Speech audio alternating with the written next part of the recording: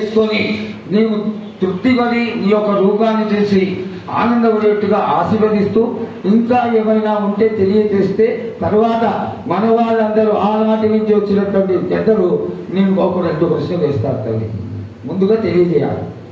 నా గ్రామ ప్రజలందరూ ఇది వడికేగా గత 7 నుంచి కూడా మీరు సంతోషంగా ఆనందంగా ఉండడానికి మీరు చల్లని శాఖ పెడుతున్నారు. నాకు సంతోషంగా అందుకుంటున్నాను. ఈ ఏడు కూడా మీరు 5 వారాలు నాకు పప్పు బెల్లం పలహారాలతోటి శాఖ పెట్టండి. నాకు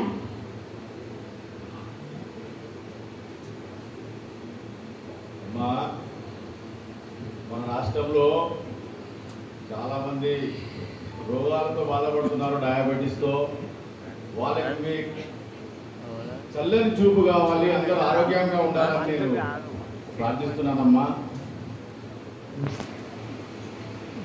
ఏడేడు మీరు మీ విద్యనగా నిదానంగా నేను చదువున్నాను, ఎక్కువ చేసుకున్నారు అనుకుంటున్నారు. కానీ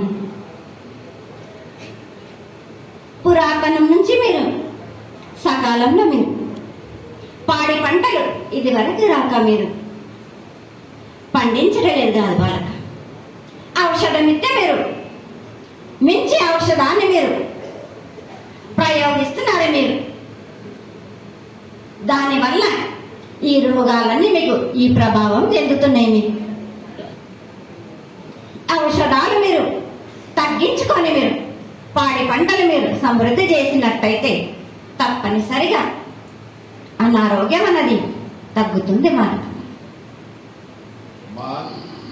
మేము ఏదైతే మీకు బలి కార్యక్రమం చేశామో ఆ బలితో మీరు సంతృప్తిగా ఉన్నారని మేము అనుకోవచ్చా అమ్మా? ఏడేడ చేసేది రక్తపాశం ఇవ్వట్లేదు కదా బాలక. మీకు నచ్చినట్టు మీరు